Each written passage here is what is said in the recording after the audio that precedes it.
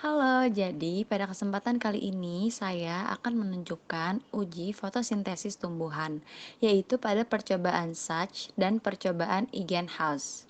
Tanaman yang pertama adalah tanaman Sri Rejeki yang dilapisi oleh aluminium foil lalu didiamkan selama 8 jam.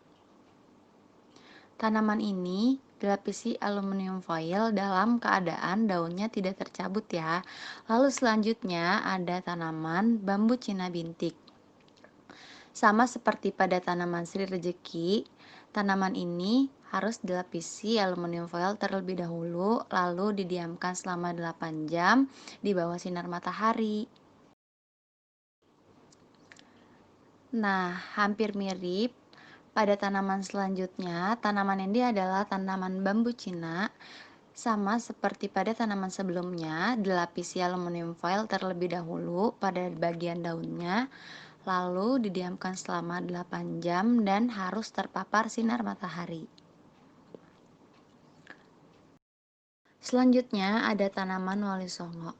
Sama seperti pada tumbuhan-tumbuhan sebelumnya, tumbuhan ini harus dilapisi aluminium foil terlebih dahulu, lalu didiamkan selama 8 jam dan setelah itu harus terpapar sinar matahari. Dan yang terakhir adalah Kamboja Jepang, sama seperti daun yang sebelum-sebelumnya. Tumbuhan ini harus dilapisi aluminium terlebih dahulu, didiamkan selama 8 jam dan terkena paparan sinar matahari. Setelah 8 jam, semua tanaman direbus selama 10 menit di air yang mendidih. Setelah sudah mendidih dan semua daun sudah direbus selama 10 menit, kemudian daun-daun tersebut ditiriskan dan disusun ke dalam nampan. Setelah itu, di sini saya menggunakan hand sanitizer sebagai pengganti alkohol yang disemprotkan ke seluruh bagian daun. Setelah disemprotkan hand sanitizer, diberi betadine ke seluruh bagian permukaan daun. Setelah dilakukan percobaan, daun tidak memiliki perubahan apapun dikarenakan pada saat 8 jam tertutup aluminium foil, daun tidak semuanya terkena paparan sinar matahari dikarenakan cuaca yang kurang baik. Lalu selanjutnya ada tanaman hidrilla. Yang perlu disiapkan adalah tanaman hidrilla, botol aqua, baking soda, dan air.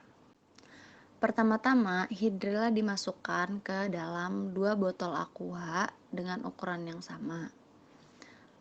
Lalu, setelah itu, kedua botol aqua tersebut diberi air sampai penuh. Setelah diberi air sampai penuh, kedua-duanya diberikan baking soda sebanyak 2 gram. Setelah itu, pada botol A yang langsung terkena paparan cahaya matahari, sedangkan pada botol B tanpa cahaya matahari.